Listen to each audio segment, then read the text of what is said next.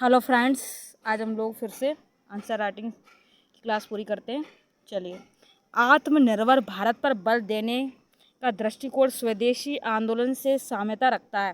स्वदेशी आंदोलन के आर्थिक लक्ष्यों एवं रणनीतियों तथा आत्मनिर्भरता को बढ़ावा देने के समकालीन प्रयासों की बीच तुलना एवं अंतर के बिंदु पर हम लोगों को चर्चा करनी है 250 शब्द में। ठीक है, आगे देखते हैं आपको क्या करना होगा। सबसे पहले आपको हल करने के लिए पहले अपना स्ट्रक्चर बना लेना है। तो सबसे पहले आपको क्या करना है, स्वदेशी आंदोलन और आत्मनिर्भर भारत अभियान का परिचय लिखिए। फिर दूसरे नंबर पर आपको उनके आर्थिक लक्ष्यों का वर्णन करना। फिर तीसरे नंबर पर उदाहरणों के साथ उनकी रणनीतियों का उल्लेख करना। फिर तदनुसार आपको निष्कर्ष पर आ जाना है। चलिए परिचय पे आते हैं और समझते हैं। आर्थिक आत्मनिर्भरता की खोज भारत के इतिहास में एक सतत विषय है। स्वदेशी आंदोलन और आत्मनिर्भरता को बढ़ावा देने के समकालीन प्रयास जैसे कि आत्मनिर्भर भारत अभियान कुछ समान आर्थिक लक्ष्य साझा करते हैं, लेकिन उनके ऐतिहासिक संदर्भ तथा रणनीतिक तरीकों में उल्लेखनीय अंतर भी है। दोस्तों चलिए अब आप मुख्य भाग पर आते हैं। ये सब आपको नहीं लिखना है, जैसे कि परिचय लिखा ये नहीं लिखना, आपको ये भी नहीं लिखना मुख्य भाग। ठीक है, ये सिर्फ आपको बताने के लिए लिखा गया है। चलिए, मुख्य आर्थिक लक्ष्य आपको लिख लेना है हेडिंग पर। फिर उसमें आपको लिखना है स्वदेशी आंदोलन। इसका मुख्य उद्देश्य भारत पर ब्रिटिश आर्थिक पकड़ को कमजोर करना था। फिर आपको पॉइंट वाइज या फिर ब्लॉट पॉइंट्स बना दो, जैसे ये बना है ऐसे ही बना दो कुछ। ठीक है, इसमें ब्रिटिश वस्तु यहाँ पर देखते हैं इस तरीके से, यहाँ पर पहला ब्लॉट पॉइंट है और यहाँ पर देखते हैं इसमें ब्रिटिश वस्तुओं का बहिष्कार, स्वदेशी उद्योगों को बढ़ावा देना और पारंपरिक शिल्प को पुनर्जीवित करना शामिल था। आगे देखते हैं, यह भारतीय स्वतंत्रता आंदोलन के एक हिस्से के रूप में औपनिवेशिक शोषण के विरोध का एक स्वरूप था। आगे और देखते हैं अगला हेडिंग, आत्मनिर्भर भारत।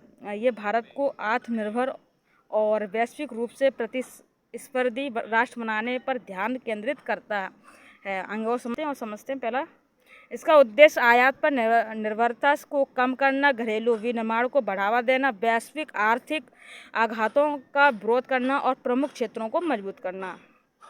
आर्थिक सुरक्षा और विकास की इच्छा से प्रेरित है ये सब। अब आते हैं रणनीतियाँ में, तो जस्ट थोड़ा सा रणनीतियाँ। इसमें स्वदेशी आंदोलन, इसमें आपको डालना है पॉइंट्स और देखना। ब्रिटिश वस्तुओं का बहिष्कार, जैसे ब्रिटिश निर्मित वस्त्रों को जलाना और ब्रिटिश वस्त्रों का बहिष्कार जैसा कि असहयोग आंदोलन वर्ष 1920 से 1922 के दौरान प्रदर्शित किया गया था। आगे और समझते हैं। स्वदेशी उत्पादों को बढ़ावा देना, जैसे खादी को बढ़ावा देना और महात्मा गांधी द्वारा ऑल इंडिया स्पिंसर्स एसोसिएशन की स्थापना, ताकि भारतीय निर्मित वस्तुओं के उपयोग को प्रोत्साहित किया जा सके। आगे और समझते हैं। स्वदेशी उद्योग विशेष रूप से वस्त्रों को पुनर्जीवित करना और बढ़ावा देना, जैसे ब्रिटिश मिल मालिकों द्वारा कपड़ा श्रमिकों के शोषण के विरोध में वर्ष 1917 में अहमदाबाद में मिल हड़ताल हुई थी, वो सब। चलिए आगे और देखते हैं। आत्मनिर्भरता पर जोर, जैसे बाल गंगाधर तिलक द्वारा स्वदेशी आंदोलन को बढ़ावा देना, जिसमें स्वदेशी उत्पादों को बढ़ावा देने का समर्थन किया गया था।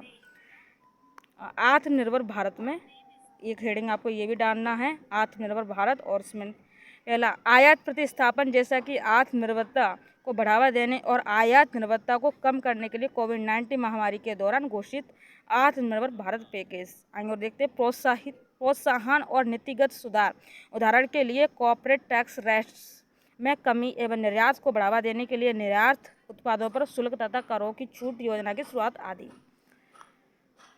आपूर्ति श्रृंखला का विकास, उदाहरण के लिए आपूर्ति श्रृंखला को सुव्यवस्थित करने और रसद लागत को कम करने, स्थानीय सोर्सिंग को बढ़ावा देने तथा वैश्विक आपूर्ति श्रृंखला पर निर्भरता को कम करने के लिए राष्ट्रीय रसद नीति। आगे समझते हैं।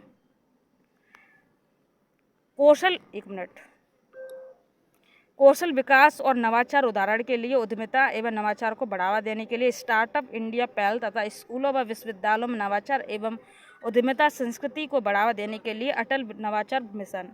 अब आते हैं निष्कर्ष पर, और निष्कर्ष में आपको लिखना है स्वदेशी आंदोलन और आत्मनिर्भर भारत, जिसमें तकरीबन एक शताब्दी का अंतराल है, लेकिन दोनों ही आंदोलन भारत पहले इंडिया फर्स्ट तथा आर्थिक आत्मनिर्भरता के मूल आदर्श को साझा करते हैं। हालांकि उनके तरीके अलग अलग हैं, लेकिन दोनों ही आंदोलन घरेलू उत्पाद को बढ़ावा देने तथा बाहरी ताकतों पर निर्भरता कम करने के महत्व पर प्रकाश डालता। तो आज का ये पूरा क्वेश्चन कंप्लीट हो गया। आई होप आपको समझ में आ रहा हो और ये शेयर कर देना। चलिए बढ़ते आगे।